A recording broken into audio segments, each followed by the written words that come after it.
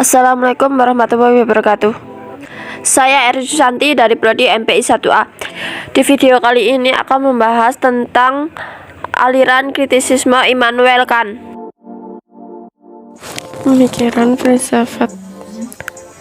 Pada awalnya, dari pemikiran filsafat adalah pengetahuan. Hal ini mengenai pengetahuan dimulai dengan rasa ingin tahu, kepastian dimulai dengan rasa ragu-ragu, dan filsafat dimulai dengan keduanya.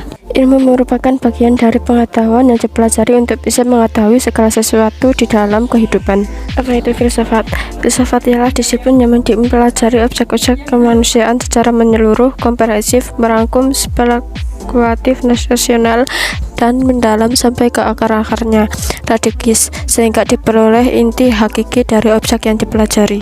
Masalah-masalah kemanusiaan utama dalam hidup ini meliputi 3 hubungan penting manusia dalam kehidupannya, yaitu hubungan manusia dengan keberadaan Tuhan, hubungan manusia dengan keberadaan alam semesta, dan hubungan manusia dengan keberadaan manusia baik secara individu maupun kelompok. Cabang filsafat ada 3. Yang pertama, metafisika, ontologi. Metafisika adalah cabang filsafat yang mempelajari hakikat realitas terdalam dari segala sesuatu, baik yang bersifat fisik maupun yang bersifat non-fisik. Yang kedua, epistemologi adalah cabang filsafat yang melakukan penelaahan tentang hakikat pengetahuan manusia. Secara khusus dalam epistemologi dilakukan kajian-kajian yang mendalam tentang hakikat terjadinya perbuatan mengetahui sumber-sumber pengetahuan. Tingkat pengetahuan, metode untuk memperoleh pengetahuan, kesahihan pengetahuan, dan kebenaran di pengetahuan. Yang ketiga, aksiologi adalah cabang filsafat yang mempelajari hakikat nilai berdasarkan pada pokok penekanan. Aksiologi dapat dibagi menjadi 3, yaitu etika, filsafat tentang baik buruknya perilaku manusia, dan filsafat moral dan estetika atau filsafat keindahan. Selain cabang-cabang utama filsafat di atas, terdapat cabang-cabang filsafat lain yang bersifat khusus, yaitu filsafat manusia, filsafat ketuhanan, filsafat agama, filsafat sosial dan politik, serta filsafat pendidikan. Inti dari video ini adalah membahas tentang filsafat aliran kritisisme Immanuel Kant. Pengertian dari filsafat kritik adalah paham yang mengkritik terhadap paham rasionalisme dan empirisme. Paham rasionalisme adalah paham yang beranggapan bahwa dasar semua pengetahuan itu ada dalam pikiran. Dengan kata lain, menyatakan bahwa pembenaran haruslah ditentukan melalui pembuktian logika dan analisis berdasarkan fakta. Paham ini dipelopori oleh René Descartes. Paham empirisme adalah paham yang beranggapan bahwa seluruh pengetahuan tentang dunia itu berasal dari indera pengetahuan kita. Paham ini dipelopori oleh David Hume. Paham ini muncul karena ketidakpuasan terhadap superioritas akal dan bertolak belakang dengan paham rasionalisme yang mengutamakan akal. Jadi, kritisisme adalah penggabungan 2 paham yang saling berseberangan, yakni rasionalisme Eropa yang berteoritis a priori dengan empirisme Inggris yang berpijak pada pengalaman a posteriori. Ciri-ciri filsafat kritisisme Immanuel Kant: 1. Menganggap bahwa objek pengenalan itu berpusat pada subjek dan bukan pada objek. 2. Menegaskan keterbatasan kemampuan rasio manusia untuk mengetahui realitas atau hakikat sesuatu, karena rasio hanyalah mampu menjangkau gejalanya atau fenomenanya.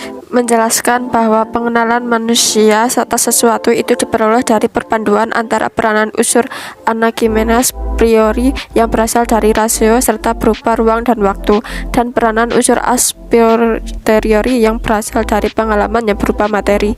Sejarah timbulnya kritisisme. Aliran ini muncul pada abad ke-18, suatu zaman baru di mana seseorang yang cerdas mencoba menyelesaikan pertentangan antara rasionalisme dengan empirisme. Zaman baru ini disebut zaman pencerahan atau Aufklärung. Zaman pencerahan ini muncul di mana manusia lahir dalam keadaan belum dewasa dalam pemikiran filsafatnya. Akan tetapi seorang filsuf Jerman, Immanuel Kant, mengadakan penyelidikan kritik terhadap pengetahuan akal. Sebagai latar belakangnya, manusia melihat adanya kemajuan ilmu pengetahuan. Ilmu pasti, yaitu biologi, filsafat, dan sejarah, telah mencapai hasil yang mengembalikan. Di sisi lain, jalannya filsafat tersendat-sendat. Untuk itu diperlakukan upaya agar filsafat dapat berkembang sejajar dengan ilmu pengetahuan alam. Immanuel Kant yang memulai filsafatnya dengan menyelidiki batas-batas kemampuan rasio sebagai sumber pengetahuan manusia. Isi utama dari gagasan Immanuel Kant ini adalah tentang teori pengetahuan, etika, dan estetika. Gagasan ini muncul karena muncul beberapa pertanyaan yang ada di dalam benak Kant, di antaranya, apa yang dapat saya ketahui, apa yang harus saya lakukan, dan apa yang boleh saya harapkan.